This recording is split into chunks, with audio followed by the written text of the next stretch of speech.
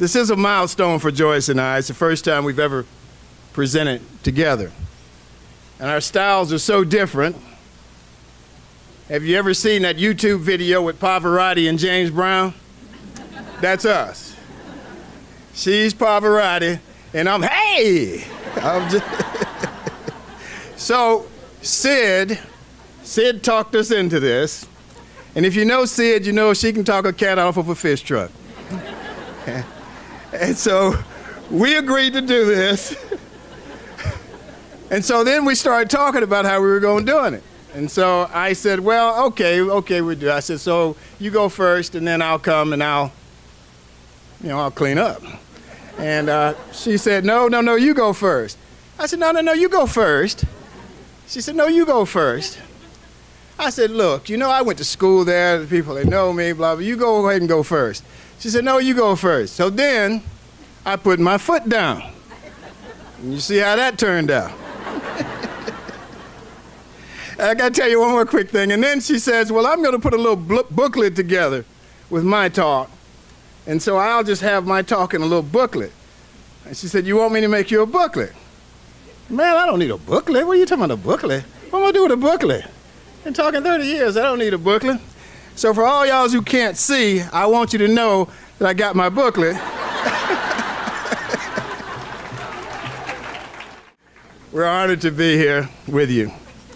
And I can honestly tell you that 43 years ago, when I enrolled at Auburn, joined the football team as a walk-on, one of 4 black athletes in the athletic department, I could not have imagined this scene. Never. It's a beautiful scene. Young, middle-aged seniors, black, white, Asian, Latina, male, female, professor, athletes, student, alumni, administrators. We're all here to collectively kick off the commemoration of 50 years of integration at Auburn University. As the new campaign goes, this is Auburn.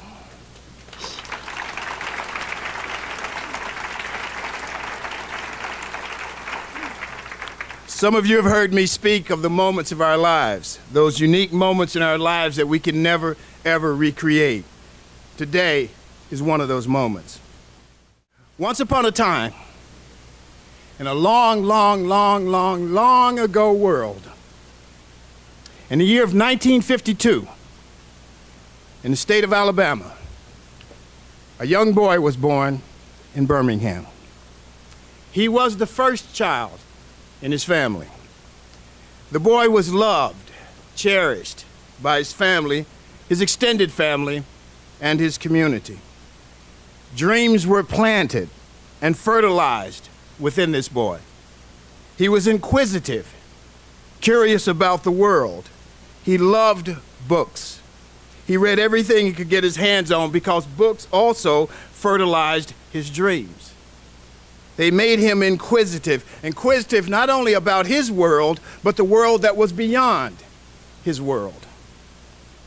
And he would have these talks with his mom, and like most talks between small children and parents, the mom did the explaining and the boy consistently asked, why? And so one day in a show and tell, she showed him his birth certificate. And he looked at the birth certificate and he saw his name and it made him proud. He saw his parents' names. And then he saw a box. And that box had the word race in it. And somebody had written in that box the word Negro. Mama, what's a Negro?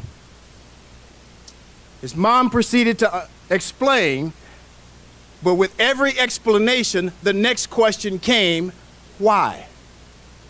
Until at some point, she could no longer answer the whys.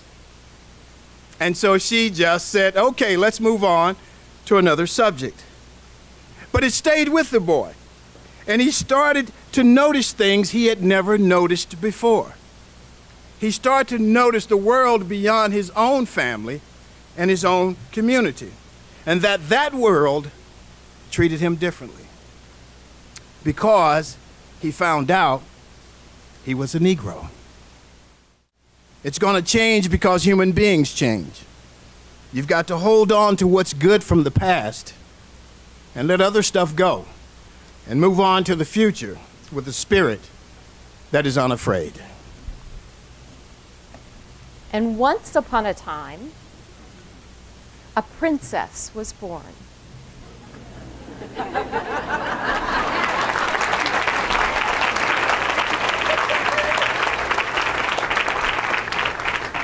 In Hyde Park, Chicago, gave her ballet lessons so that she would be graceful.